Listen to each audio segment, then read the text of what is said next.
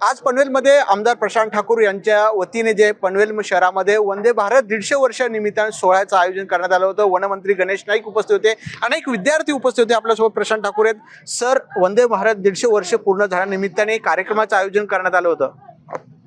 वंदे मातरम हा शब्दच मुळे आपल्या सर्वांचा जिव्हाळ्याचा मंत्र आहे आणि या वंदे मातरम या शब्दानं, या मंत्रानं पूर्वीचा संपूर्ण काळ भारावून टाकलेला होता।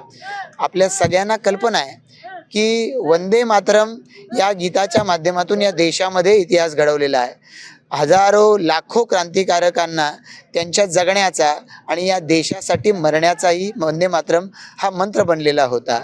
असा हा वंदे मातरम मंत्र ज्या गीतातून स्फुरला, ते वंदे मातरम गीत सगळ्यांच्या ओठी असावं, ते वंदे मातरम गीत संपूर्णपणानं पुढच्या पिढ्यांपर्यंत पोहोचावं, या गीताची महती ही पुढच्या पिढ्यांनी त्यांच्या पुढच्या पिढ्यांपर्यंत पोहोचावी, यासाठी आजच्या पिढीला, आजच्या युवा पिढीला, आजच्या बालपिढीला हे वंदे मातरम गीत हे ठाऊक असलं पाहिजे, याचा अर्थ ठाऊक असला पाहिजे आणि या गीताचा इतिहास ठाऊक असला पाहिजे। यासाठी म्हणून या कार्यक्रमाचं आयोजन केलं गेलेलं होतं आणि मला आनंद आहे की पनवेलकरांनी या कार्यक्रमाला अतिशय चांगला प्रतिसाद दिला। सर, कोण कोण होते या कार्यक्रमासाठी? किती विद्यार्थी होते? काय विद्यार्थ्यांना मार्गदर्शन भाजपाकडून करण्यात आलेलं आहे?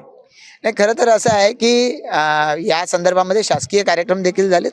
भारतीय जनता पार्टीने देखील कार्यक्रमाचं आयोजन केलं आणि सन्माननीय गणेशजी नाईक साहेब जे राज्याचे वनमंत्री आहेत हे उपस्थित राहिले आणि त्याच्याबरोबरीनं शरद पोंक्षेजींनी सुद्धा एक विचारवंत या नात्यानं वंदे मातरम या गीताचा इतिहासही सांगितला, वंदे मातरम या गीताची महती देखील सांगितलेली।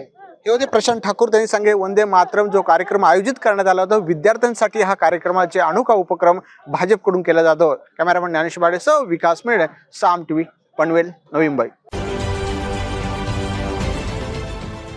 देश विदेशातील प्रत्येक घडामोडींचे लाईव्ह अपडेट मिळवण्यासाठी आता साम टीव्हीच्या सर्व सोशल मीडिया प्लॅटफॉर्मला लाईक, फॉलो आणि सबस्क्राईब करा। तसंच सर्व नोटिफिकेशनसाठी बेल आयकॉन प्रेस करायला विसरू नका।